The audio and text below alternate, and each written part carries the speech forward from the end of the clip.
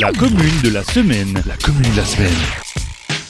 La commune de la semaine fait un dernier crochet à Wieswiller. Je suis en compagnie de Michael Lett. Bonjour Michael. Bonjour Radio Studio 1. Michael, vous exercez l'acupuncture à Wieswiller. C'est une pratique très ancienne. Vous connaissez un petit peu l'historique pour éclairer nos auditrices et nos auditeurs ? Alors oui, l'historique, il est très très ancien. La médecine chinoise a plus de 5000 ans et c'est une science, un art qui prend ses fondements dans l'observation de la nature à travers les 5 éléments qui sont le bois, le feu, la terre, le métal et l'eau. Et elle va prendre ses fondements donc dans ces différents éléments, à travers aussi différents aspects qui vont être le yin et le yang, l'énergie, le sang, les liquides organiques. Et de ces observations et de ces sciences, on est tout un schéma de pensée et toute une pratique de rééquilibrage et d'harmonisation de ces différentes énergies. Dites-moi, vous n'êtes pas né en Chine, vous avez grandi à Wieswiller, c'est votre village de toujours, votre village de cœur. Comment êtes-vous arrivé à devenir acupuncteur ?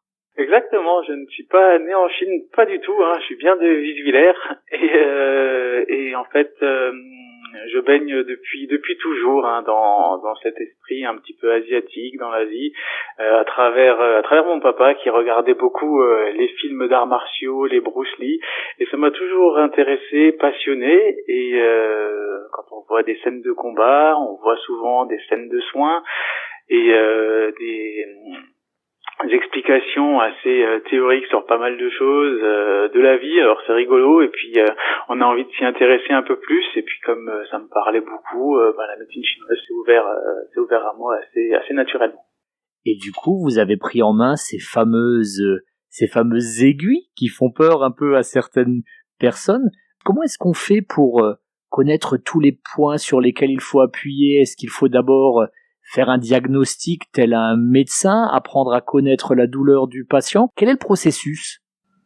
Alors le terme est vraiment bien choisi, le diagnostic. Alors en médecine chinoise, on ne fait pas de diagnostic parce que nous ne sommes pas médecins, donc on fait vraiment bien la différence à travers ces différentes pratiques.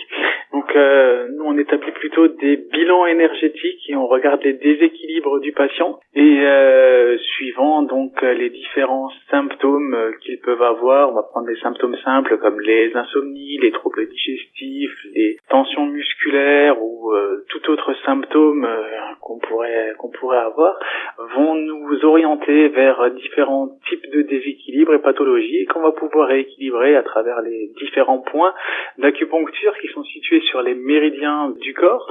Chaque méridien va avoir un trajet qui est très particulier et spécifique. Donc pour les apprendre, oui, c'est beaucoup d'investissement, beaucoup de compréhension du corps sur ces différentes zones. Tout est très bien répertorié, codifié, il n'y a pas de côté mystique là-dessous, tout est très anatomiquement très précis. Donc voilà. Alors c'était intéressant de parler un petit peu de l'historique aussi de la médecine chinoise, et en parlant des aiguilles, il faut savoir qu'à l'époque les premiers médecins chinois ou thérapeutes chinois commençaient à pratiquer l'acupuncture avec des os de tortue et des carapaces. Donc ils les taillaient en pointe et puis appuyaient sur ces différents points d'acupuncture, donc sur les méridiens, pour équilibrer ces énergies. Au fur et à mesure, avec l'arrivée de la métallurgie, on a pu en faire des vraies aiguilles, et puis maintenant on a des aiguilles en acier inoxydable de qualité allemande. D'accord, ouais, de toute façon, il n'y a pas de tortue dans le Schwarzwald, donc vous n'aurez pas accès à cette méthode traditionnelle chinoise par cet intermédiaire. Vous parlez d'observation de la vie, d'observation du milieu, d'être attentif à ce que les gens ressentent. Vous pensez que ce lien-là, on l'a un petit peu perdu avec le monde moderne ? Dans le monde moderne, on a besoin maintenant d'être toujours à fond. On a besoin d'être toujours performant. On n'a pas la possibilité ou le droit d'être un peu fatigué. On n'a pas le droit de se reposer.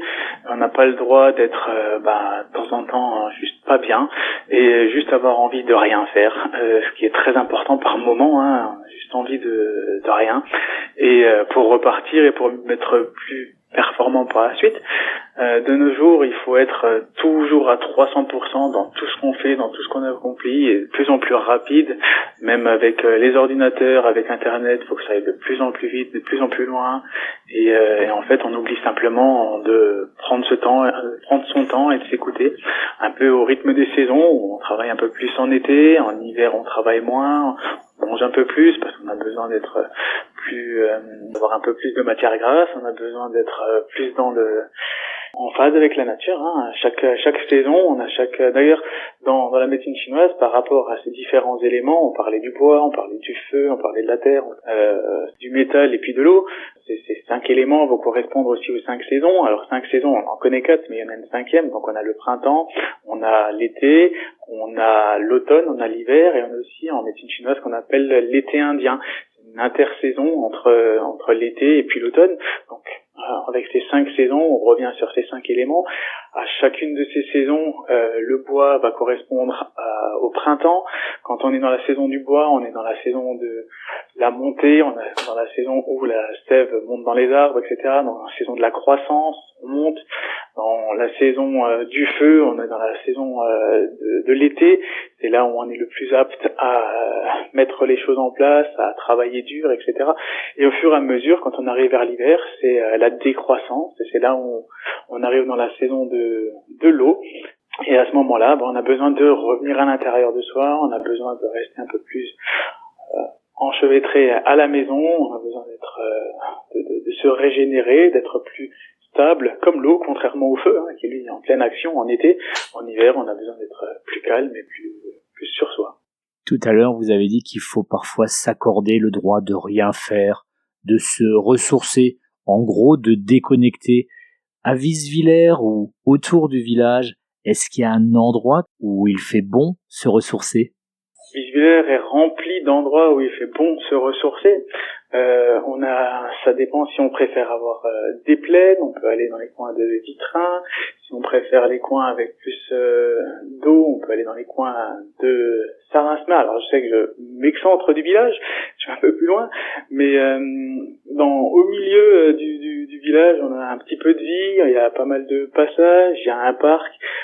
Si on veut être en été, voir du monde, bouger, il y a la salle polyvalente. Après, si on veut plus être dans la saison du bois, saison du printemps, on irait plus dans les forêts et plutôt dans les coins du Schwarzwald.